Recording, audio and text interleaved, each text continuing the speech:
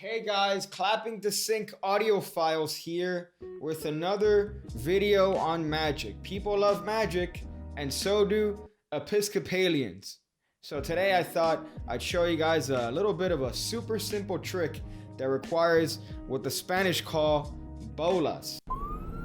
Oh, no, don't get me. Now there are a couple ways to use this particular principle, which I first saw in Charles Jourdan's Best Card Tricks. More specifically, it's trick number 3 on page 2 of the book, for those of you that wanted to know, you absolute virgins. Now at some point in the video today, I'm going to be announcing the winner of the Copag 310 deck giveaway. Oh man, I'm so excited. You get a Svengali deck, you get a stripper deck, and you get the hot gaff deck. I can't wait to announce it, but I'm gonna be announcing it somewhere in the video, so you're forced to watch the entire thing and get me some of that hot YouTube runtime that you know that I need. So without any further interruptions, let's just jump right in. So a lot of people tend to ask me, hey, why does your face look like that? But they also tend to ask me to show them a clever trick. So today I'm going to show you guys that. I'm going to show you a clever trick. So I'm going to use these Jazz Stripe playing cards. Oh boy, so excited. I can't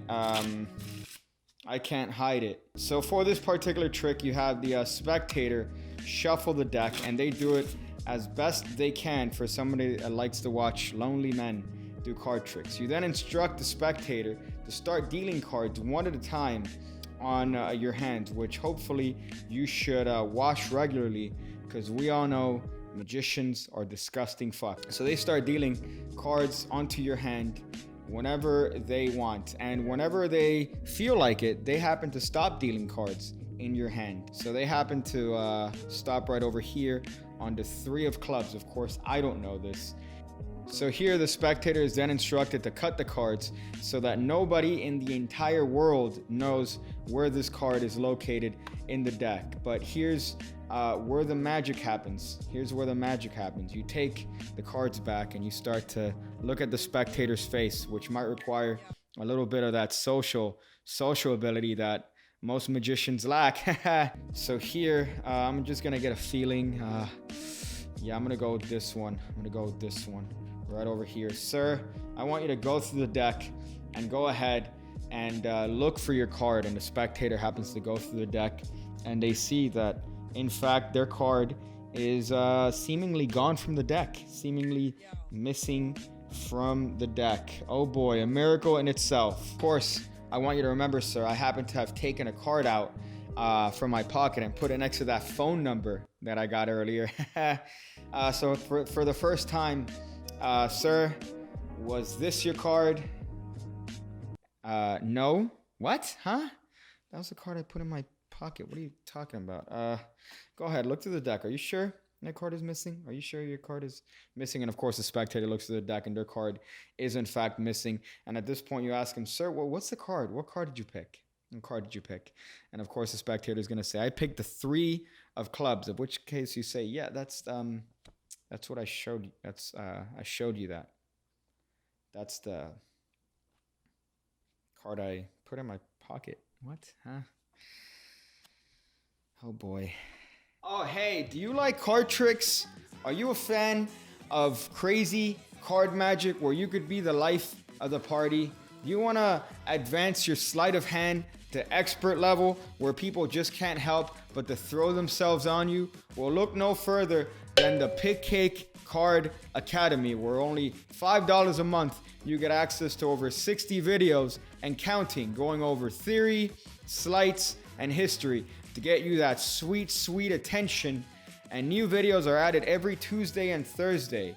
Man, what is that? Like a Starbucks coffee that you're gonna end up burning yourself with?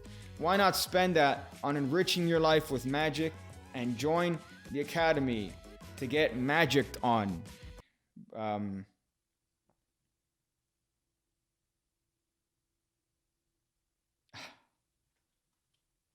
Oh, hey there. I'm sure you want to know how it's done, and I don't blame you. You tend to like magic when you can make somebody emotionally and physically feel inferior to you. So I definitely don't blame you. So here's how to do this very impromptu, anytime, anywhere workhorse. So there are two possible scenarios for this trick, and it depends entirely on the way the spectator shuffles the deck. So apart from that, we're going to be using our best friend, the key card principle. Oh boy, he finally gets some time out in the sun. That key card principle, always inside and doing cardistry. So for this particular trick, all you need to do is know the top card of the deck, and in this case it happens to be a blank card, which we could actually use. We'll use this for this very nice impromptu sort of indicator card, so you could follow along. See, I did that on purpose. So you need to know the top card of the deck. That's pretty much the only setup here. Now, in the performance, obviously, I mimed having the spectator shuffle the deck, which is entirely possible because if the spectator shuffles a deck and they happen to do a riffle shuffle where they keep your card on top, well, guess what? That's it. They shuffle the deck. They could start dealing cards on your hand, and now you have a key card without having to peek at anything. You see the hot little tidbit there? That's nice. So that is if the spectator happens to shuffle the deck and you see that they keep the card that you've memorized on top of the deck. However, what if that doesn't happen? What if they give it an overhand shuffle and they ruin your magical setup? Well, don't fray like the people that made that song, a really bad song that's in every commercial, because you could still have a key card. So the way that happens is that the spectator is going to be mixing up the deck. They could shuffle the cards until their hands turn blue, and you're going to ask them to deal cards onto your hand. So the spectators are going to be dealing cards onto your hand, of course, preferably your left hand, so you could do a little bit of a all-around glimpse. We'll get to that in a moment. So the spectator is going to deal cards onto your hand, and they're going to stop dealing whenever it is they want. Hopefully they're not going to drop your very expensive cards on the floor, but that's a bridge you'll have to cross when you come in contact with a spectator under Comtrex. So let's say the spectator stops right over here. The spectator is then instructed to look at the card they stopped at, which in this case, it's going to be the 9 of diamonds. Now, while you're doing this, you're going to do the only one of the only moves of this trick, which is, of course, the spectator has dealt cards in your hand, and usually they haven't had a lot of experience with cards, so they're going to do it in a haphazard way where the cards are a little bit staggered. They're in need of squaring. So what are you going to do? You're going to square up the deck. That's it. That's all you're going to do. You're going to square it up. And in that action, to quote Brad Christian, you've done the move. And the move is that, the all-around square up glimpse. So the way this move works is that you're going to pick up the cards in biddle grip just like this. You're going to revolve them clockwise, and you're going to turn your left hand to accommodate, so you could pinch these cards just like this and revolve the cards. Now what this is going to allow you to do is very naturally peek at the bottom card. Now you don't want to make it an obvious action, but you're going to notice that with very little wiggle room, you could actually peek at the card in the natural action of just squaring up the cards. Again, please don't do one of these. I don't want to see you on Instagram doing one of these. So all you need is just a little bit of a nice little bit of a square up there, and you get your glimpse on the bottom card. In this case, the bottom card is the 6 of clubs, which we're going to leave face down for the sake of explanation. So now the spectator is memorizing their card here, which is going to be the 9 of diamonds, and all you have to do is drop this half on top of their card, and you have them cut the cards wherever it is they want. So you see, they could cut the cards as many times as they want, and that's not going to affect anything because you know that your key card, right? You see your key card is going to be above their card no matter what. That's the hot little tidbit here. And then you could remind them, sir, remember, you shuffled the deck, and the spectator is going to think that at this point they shuffled the deck when they try to reconstruct a trick. But that didn't happen because they shuffled the deck earlier. Nice little bit of psychology here. So now what you do is that you take the deck back after they've cut it, and you could do whatever sort of indication of trying to find their card you want, but you're going to spread the cards until you happen to spot your key card. That's a double backer. That card's a farce. So here you're going to spot your key card, which in this case it's the 6 of clubs, and what's going to happen is that you're going to square up the card that's directly below it. That's going to be their card, the 9 of diamonds. which you're gonna know because, again, think about it. You put the key card on top of the card that they peeked at, which means that it's gonna be to the right. I hope I don't have to explain that. But you're gonna put this double into your pocket. So you're gonna square this 9 of diamonds up with the card that is your key card, which is the 6 of clubs in this case, and you're gonna outjog it. So you're gonna outjog these 2 cards as one. I know that's gonna take a little bit of practice, but it's well under your capable hands. So here, you're just gonna simply get a break, pinch at the break, and outjog those 2 cards as one. You could then take these 2 cards as one and place it into your pocket. Now, you could have the added cover of telling the spectator not to look because you don't want them to see what card you're taking out and putting in your pocket. Of course, that could be just a line used to cover your sloppy outjogged double. So now you have 2 cards in your pocket. They think you have 1. You have the 9 of diamonds, which is their card, and the 6 of clubs, which is your key card, which is not their card. So you're in an interesting position here because you can hand them the deck and tell them to start looking for their card.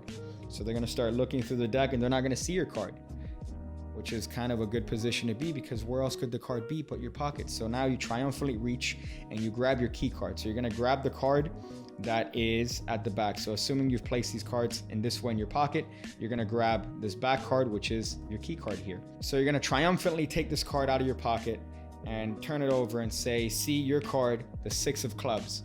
Now, it's important here to try to get the spectator to not necessarily name their card at this point. So I don't ask the spectator, hey, sir, what card did you pick? I just take this card out of my pocket and I say, sir, your card, the 6 of clubs. At this point, hopefully the spectator is going to say, that's not my card. Most spectators aren't going to name their card at this point, which is a good position to be in because that gives you ample time to do the switch that you're going to need to do. It's a little bit of a bold switch, but it flies by because you're doing it in the offbeat. So here's what you do. You turn this card over and you say 6 of clubs. The spectator is going to say, that's not my card. What? What's wrong with you? Of course this is your card. You said it wasn't in the deck. Go ahead. Look through the cards again. Make sure your card's not there. And at this point, you're just going to put this card in your pocket as you're gesturing. You're going to switch it for the 9 of diamonds, which is their card. And you could either hold it in your hand like this as you were before, or you could drop it on the table. Again, the preference is up to you, but you switch the card as the spectators are looking for their card again. They're going to reiterate the fact, no, I don't see my card. And now is when you could ask them, so wait, what was your card? They're going to say 9 of diamonds. You go, that's what I showed you, isn't it? That's what I showed you. So you could either turn it over like this and have your little aha moment, or you could have the card already on the table and they turn it over and they see that it's in fact a 9 of diamonds. And apparently you have a nice little bit of a change there. So you reeled them in. It's a sucker trick. They're like, haha, yep, you found my card. I don't see it here. That's not my card, sir. Yep, I'm sure that my card's not in the deck. I'm sure. I picked the 9 of diamonds. What? That is my card, huh? How did that happen? And you have a nice little bit where you could then take them to your house. You like how I waited to the end of the video to announce the winner of the Copag? So you had to watch the whole thing. So the winner of the Copag deck is Dan the Magic Man. Dan the Magic Man. If you're watching this, make sure to hit me up on my many social media sites such as Instagram or Twitter, or leave a comment below as to where it's the best place to reach you. I'll try to reach you too, but Dan the Magic Man, you won the hot Copag Gaff deck set. Oh man, I'm so excited. I can't wait to see what's next. Oh man, if only there was another giveaway. What, you think that I only was gonna do one giveaway, huh? You didn't think that I would do another giveaway so soon? Well, I am. As a matter of fact, do a giveaway this video. You didn't think I'd do it, but I'm gonna do a giveaway in this video. Damn, your boy Piggy going crazy with your giveaways here. This giveaway is actually sponsored by UME, United Magic Emporium. Go follow them on Instagram. Actually, you have to if you want a chance to win the giveaway. This is a sponsored giveaway. Didn't think this would ever come to this, but this is a hot deck that's hitting all the streets these days. A lot of people want the Jazz Stripe cards. Well, guess what? You have a chance to win a deck of Jazz Stripe playing cards. Not only do you have a chance to win Jazz Stripe playing cards, but you have a chance to win signed Jazz Stripe playing cards by the creator himself. You have Nick 2018 signed, sealed, ready to be delivered. But what do you got to do to win this hot deck of Jazz Stripe cards, Piggy? Well, I'll tell you what you got to do. You got to follow me on Instagram. You got to follow United Magic Emporium on Instagram. I'm going to leave that link right below. And you got to leave a comment below saying, hey, I did it. I followed him. I followed PigCake. I followed United Magic Emporium. Sponsor of this. Go check out the website. Man, I'm so excited, Piggy.